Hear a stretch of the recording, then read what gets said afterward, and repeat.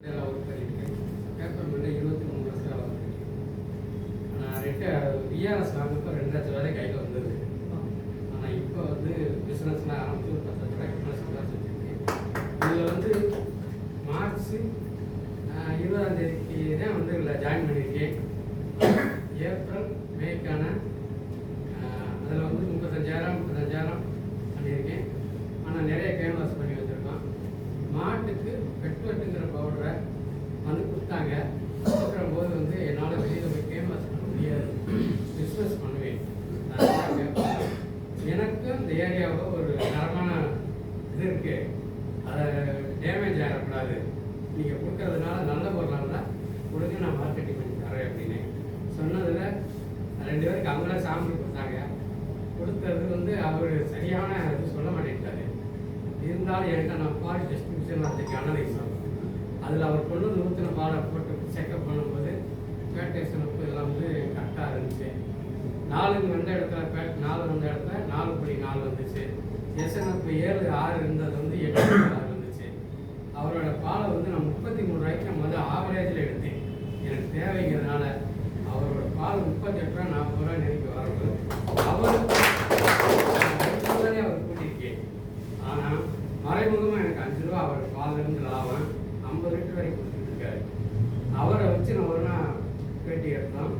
பேட்டி எடுத்து அறவே ஒரு 5 மாடு, அவர் இன்ஜினியர் படித்தவர், மரம் மேலே போகிறாரு, அதில் 1000 ரூபா டெய்லி சம்பாதிப்பார். இந்த 5 மாட்டுக்கு ஆகாத மாடெல்லாம் வாங்க வச்சு 2 மாடை வாங்கிட்டு வந்தார். இந்த பெட்ரோட்டை கொடுக்க வச்சு அதை செலக்ட் பண்ணி அவரை பேச வச்சு இப்போ 250 டப்பா வரைக்கும் நான் ஓடியிருக்கேன். அடுத்த ஆர்டர் போட்டுட்டாங்க. போன தடவை எனக்கு கொடுக்க முடியல, அவங்களால ஆர்டர் போட்டாச்சு. வாட்டுக்காரங்க நிற்கிறாங்க, சமாளிக்க முடியல. அப்புறம் கொடுத்த வீட்டிலாம் போய் 100 கிராம் 200 கிராம் கைப்பற்றிட்டு ஒவ்வொருத்தருக்கா ஷேர் பண்ணேன். இன்னைக்கு அவங்களும் திருப்பி கேட்குறாங்க. ஒரு சிலருக்கு 2 நாள் 3 நாளே தெரியும்னு நினைப்பாங்க. அவங்ககிட்ட வெயிட் பண்ணுங்க 5 நாள் அப்படின்னு சொல்லி கேன்வாஸ் பண்ணோம்னா இந்த பெட்வெட் பவுடர் நெட்செட் கம்பெனி கொடுத்த ஒரு வரப்பிரசாதம் மாட்டுக்கு. அடுத்து இப்போ புதுசாக தென்னை மரத்துக்கு நான் ட்ரையல் தான். அவங்க சொன்னதுனால அந்த அச்சீவ்மெண்ட் கூடுதலாக இருக்குது. 1,20,000 போகிறதுக்காக 2 நாட்டு அந்த மாட்டுக்கு கொடுத்தோம். அவங்க பூரா தென்னை மரம் வச்சுருக்காங்க. அந்த மாடே தென்னை மரத்துக்கு உரத்துக்காகவே வளர்க்குறாங்க. அவங்ககிட்ட சொன்னோன்னே இப்போ 2 நாள் கேட்டாங்க. கேட்டு ஒரு டாக்டர் வீட்டுக்கு போனேன். ஏன்னா பெரிய இடம் இல்லை, அவங்ககிட்ட நான் பாலை கலெக்ட் பண்ணி அதிக ரேட்டுக்கு நான் எடுத்திருக்கேன். அதனால இவர் கரெக்டாக பண்ணுவாருங்கிறதுனால சொல்லுவாங்க அப்படின்னாங்க. போய் சாம்பிள் கொடுத்தேன். கொடுத்த அன்னையிலேருந்து ஒரு 2-3 நாள் எனக்கு சீனியர்லாம் போய் மூவ் பண்ணாங்க. அவங்களால முடியல. இவங்க வருவாங்க போயிடுவாங்கன்னு நினச்சாங்க.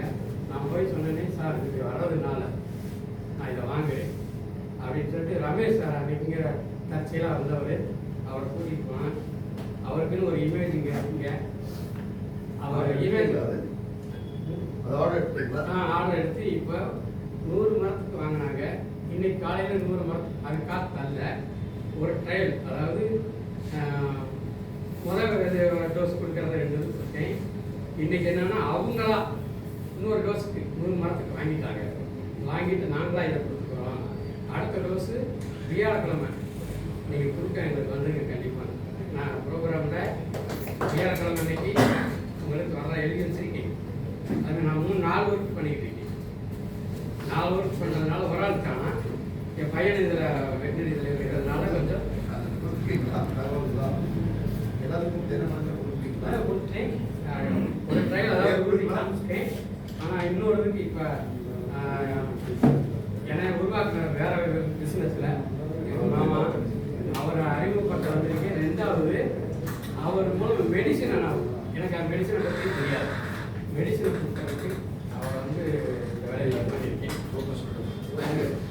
நிறைய அவங்களுக்கு நேரம் இல்லை.